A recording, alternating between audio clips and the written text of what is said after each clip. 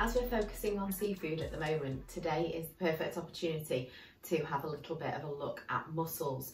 Mussels is an ingredient that normally would use in the classroom, where I would demonstrate and then allow pupils to trial it and to taste the mussels. It's one of those which pupils may not have ever had a mussel, or may have an impression of a mussel just based on texture from someone else eating it. So it's a really good opportunity to get you to try it. Now, obviously, if you know that your family are enjoying mussels, that it's something that they will eat, then by all means have a go at this recipe. But it is being done today more as a demonstration and to educate you a little bit about mussels, how we handle them, what we need to do to prepare them, and obviously a very traditional Moules Marinière recipe that I am going to show you. If you do want to get the ingredients, they are in the comments of the YouTube video and also visually on here. So it is with white wine. We're going to be steaming those mussels, so we're going to add some white wine to create that steam and also flavour. We're going to be adding cream at the end, obviously to make it a rich sauce, to enrich that flavour.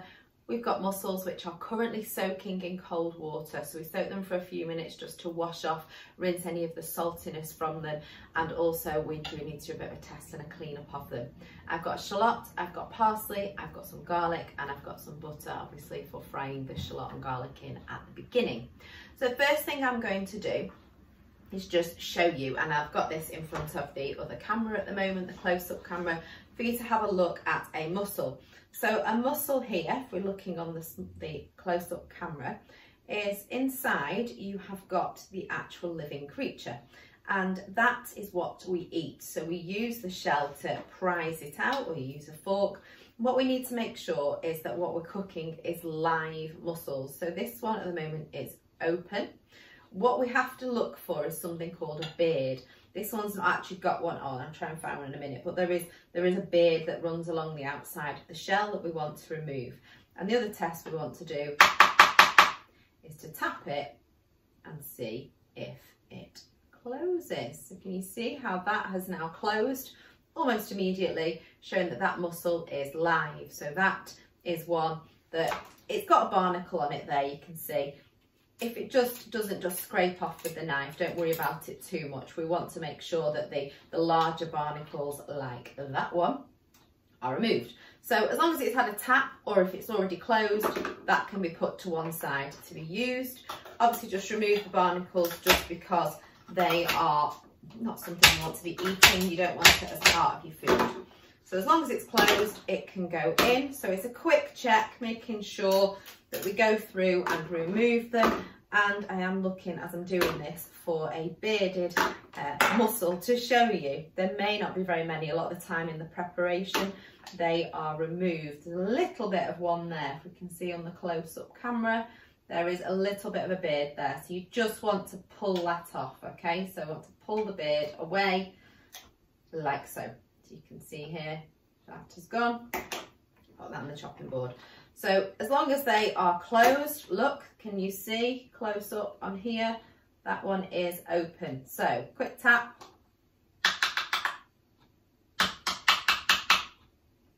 And then see if it closes. Try and get it so you can see the opening.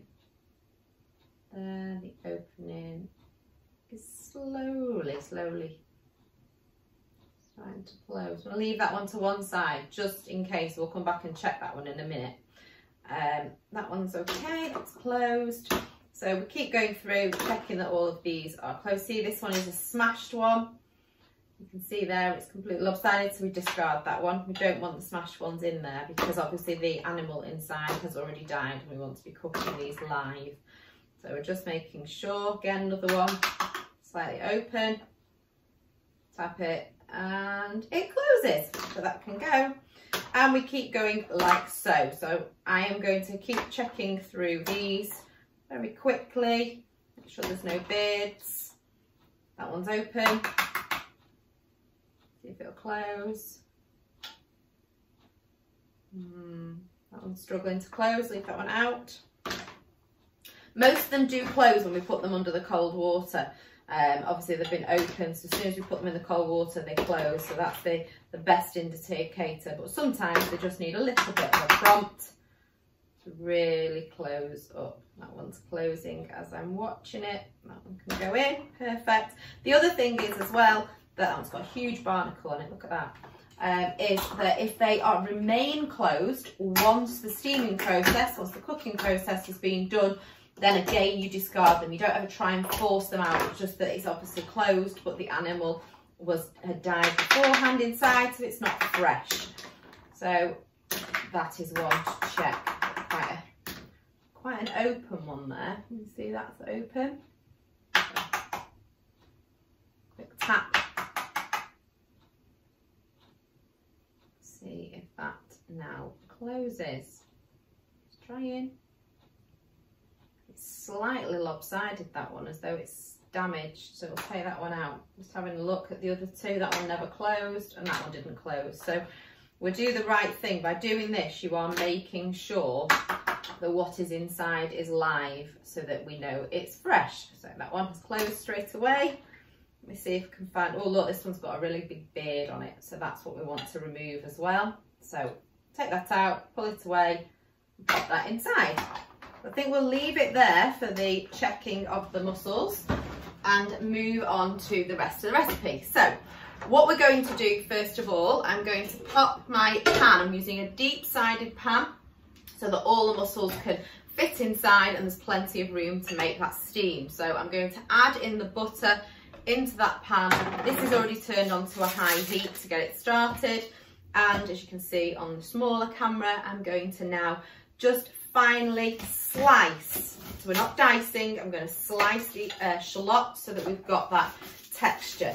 So shallots, milder taste, slightly quicker to break down, so easier to cook with very quick recipes. This is obviously just a little bit of a steaming process, so it'll be done fast. So this is why we're using a shallot rather than an onion. Onion is fine, just make sure that you do cook it for a little bit longer before we add the mussels. So slicing, I'm just going to use claw grip and slice in thin strips, and it will all break up once I start to fry it in the pan in a couple of minutes. Discard the waste. I would normally be using the colander for my waste when it's currently got my mussels in it instead. So cut that all the way across, and then I'm going to quickly dice the garlic. So if I can get this into here, I'm just going to fry that inside the pan. I will move the small camera in a second so that you can see inside the pan once I've done the garlic clove. So again, garlic, really, really good for flavour, but we're cutting it very, very small, so we don't need to fry it for as long as it's got a smaller surface area.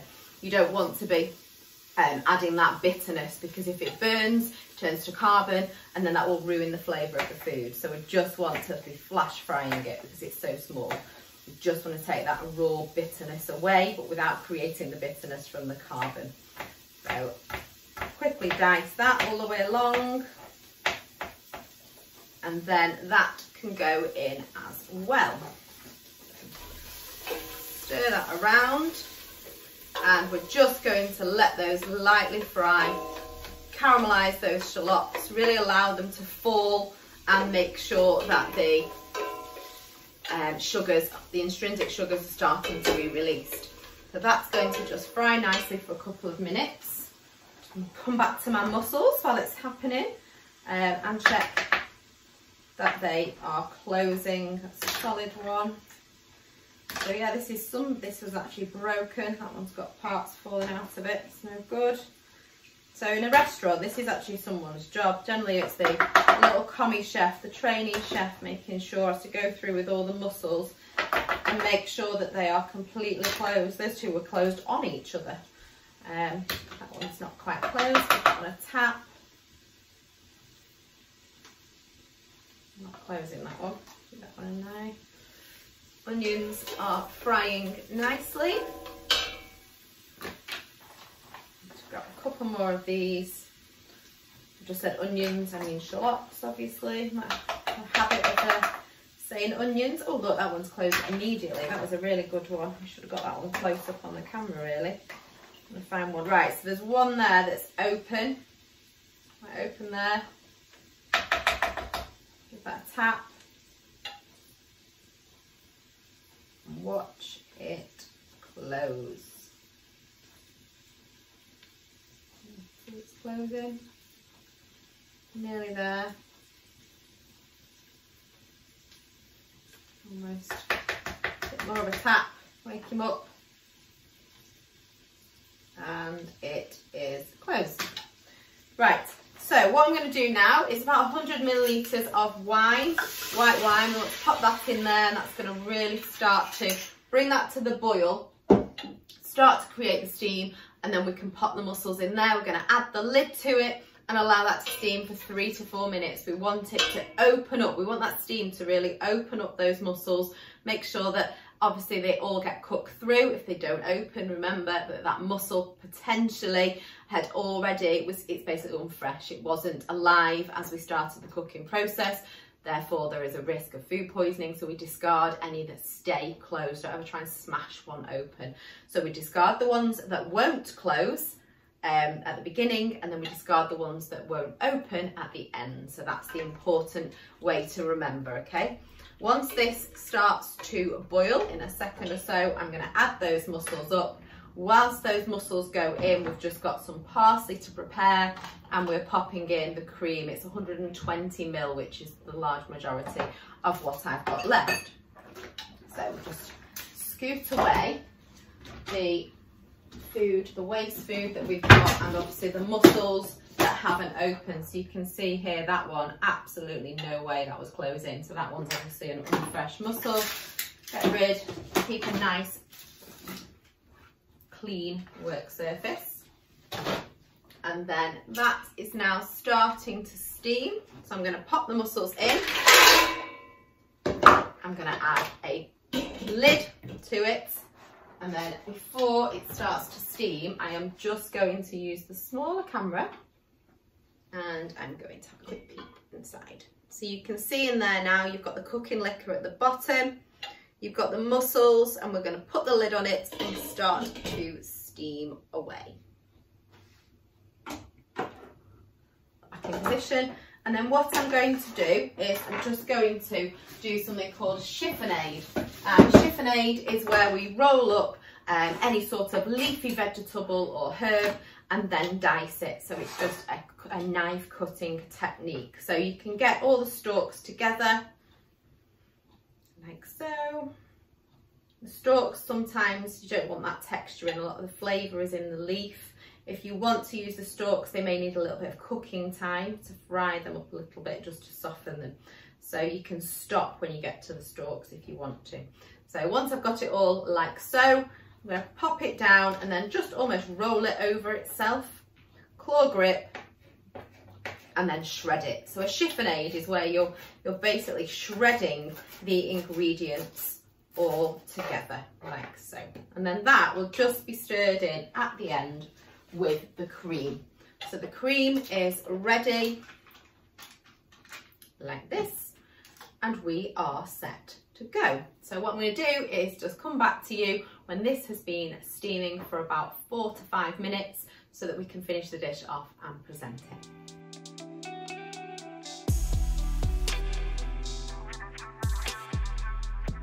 The mussels have now been steaming for about 4 minutes. What I've been doing is giving them a little bit of a shake to ensure that they're all coated, to really distribute that heat, giving them a stir. Obviously in the meantime, I've got everything ready to go in, and what I've done is just cut up 2 nice crusty pieces of bread just as a serving suggestion, because obviously there are the juices in there as well. A lot of people now have mussels and fries because they use the chips and they soak up the sauce as well and add a lot of flavour to it, and that's become quite a popular seaside dish in many restaurants. Obviously you can replicate that at home if you are someone who likes mussels, but as I said at the beginning, today is more about demonstrating, ensuring that you understand the health and safety side of handling mussels as one of the seafoods for the protein module, and really seeing what you can do with it. As I stir in the cream into here now, I am going to just show you or explain to you something else that can be done. So instead of using the white wine and the cream, you can do it as a chopped tomato. So just a tin of chopped tomatoes. Mussels really aren't an expensive thing either. So people expect them to cost quite a lot of money, but for a whole kilo, I think it was £3.20, £3.30 in the supermarket to buy live mussels. Chopped tomatoes, bit of chilli, bit of garlic, bit of onion, and you've got a very different flavour, same kind of outcome, same process. You steam it in the tomatoes, fry off the chilli and the shallots or the onion and the garlic at the beginning. You don't need to add a cream at the end. The cream for this is just enriching the sauce. So you're stirring that through. I'll add most of the parsley in. I'm just going to keep a little bit back for garnish. Stir that round, and just remembering that we've got the rule of if any are closed, you just discard those, you don't try to eat them. So what I'm going to do now, I think I'm going to grab a ladle for this part so that I get more of the sauce in, is I'm going to get a nice big open bowl so that you can really see it. You want to be spooning the sauce in as well as the mussels. You want the onions in there. You want to get this full, okay? Because every mussel doesn't really offer a lot, okay? It's a real tiny bite, really. It's not even a huge portion. This is why it's generally as a starter or it's served with chips. So you can see now on the small camera that is done. Add the nice parsley over the top, the fresh green to really add those colours. Wedges of bread on the side, and that is your Moules Marinière. So this itself, lovely high protein dish. Obviously we're adding the cream and the wine in there, which is a very rich sauce, but a lovely luxury dish, very much about the seaside, but also can be a lovely winter warming dish with lots of crusty bread as well. So that's how we've made it. I'll put a picture on at the end for you to show the presentation.